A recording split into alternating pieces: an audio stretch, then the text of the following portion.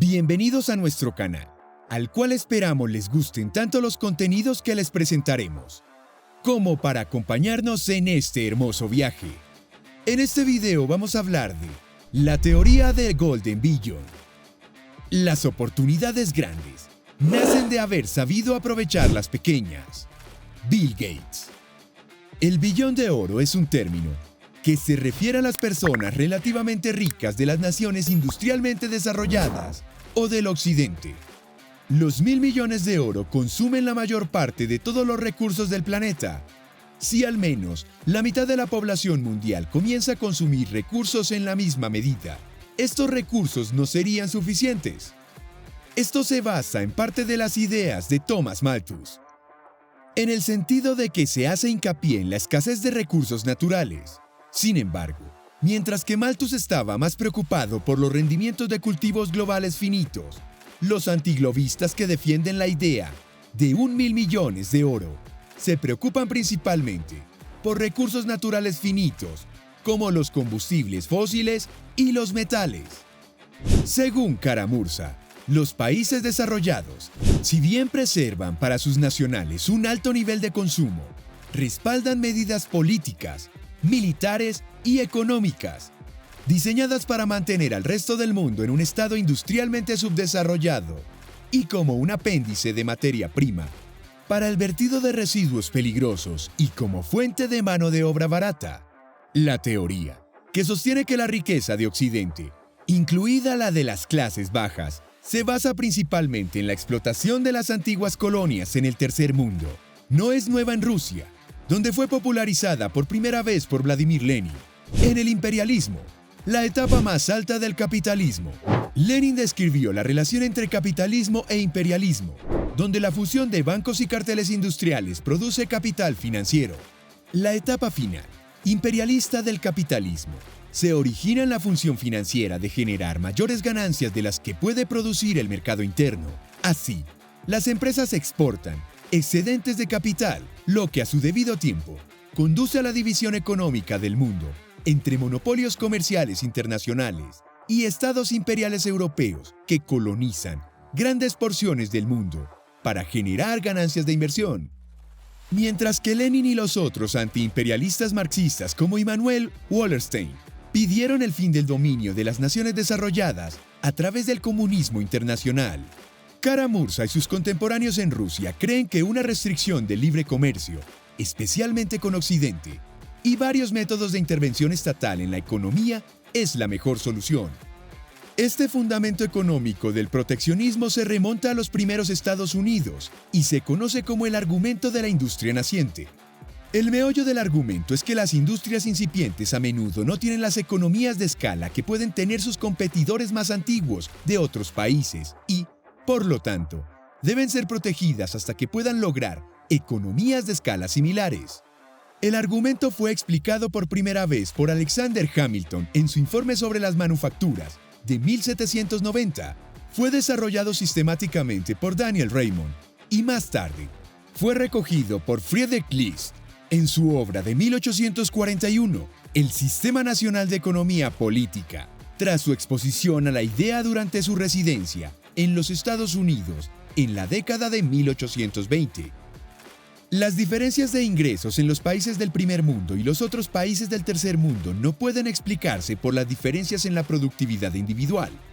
Por ejemplo, la fábrica de Caterpillar, CAT, en Tosno, Rusia, tiene la productividad más alta de todas las fábricas de CAT en Europa, pero a los trabajadores se les paga aproximadamente un orden de magnitud menos.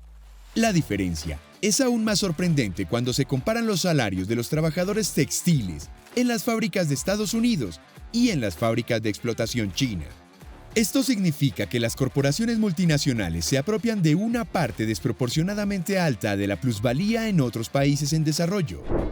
El argumento suele sostener que la continuación de esta explotación retrasa el desarrollo y la prosperidad de las naciones en desarrollo. Por lo tanto, la globalización y el capitalismo moderno benefician principalmente a los 1.000 millones de oro, mientras que la gente en los llamados países en desarrollo es la que recibe la peor parte. El término fue acuñado por A. Kuzmich en su libro de 1990, The Plot of World Government, Russia and the Golden Billion, y utilizado en sus artículos. La idea principal detrás de este término fue tomada de Limits to Grow, que hay suficientes recursos para solo 1.000 millones de personas ricas en la Tierra. El término fue popularizado más tarde por el escritor ruso Sergei Kara-Murza. Los censuradores estaban estudiando el uso del concepto 1.000 millones de oro para el análisis del estado del mundo y las perspectivas de desarrollo. Precisaron que el problema del posible desequilibrio de crecimiento de la población con recursos limitados de la Tierra fue considerado en el pasado repetidamente. El teólogo cristiano primitivo, Tertuliano, que vivió en los siglos I y II después de Cristo, dio la alarma al respecto. El testimonio más fuerte es la vasta población de la Tierra para la que somos una carga, y ella apenas puede satisfacer nuestras necesidades.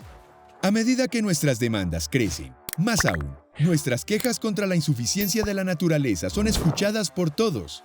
Los flagelos de la pestilencia, el hambre, las guerras y los terremotos han llegado a considerarse una bendición para las naciones superpobladas, ya que sirven para podar el exuberante crecimiento de la raza humana.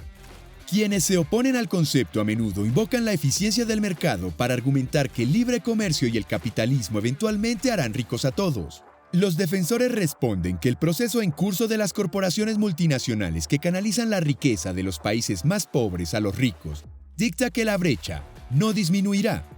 Los datos disponibles indican la convergencia de ingresos para muchos países en desarrollo. En su último libro, The Ultimate Resource, Julian Simon ofrece la opinión de que la mente humana puede superar la escasez de recursos físicos. Por ejemplo, el argumento de la escasez de petróleo podría superarse mediante algunas estrategias de desarrollo energético, como el uso de combustibles sintéticos. Las estimaciones modernas indican que la escasez de minerales no se convertirá en una amenaza durante muchos siglos. Con respecto a la explotación de las antiguas colonias, Gregory Clark señala, sin embargo, generaciones de investigación de historiadores económicos, David Lanes, Deirdre McCloskey y Joel McCord, entre otros, muestran que la riqueza de Occidente fue de cosecha propia, el resultado de una corriente de Occidente, avances tecnológicos desde la Revolución Industrial.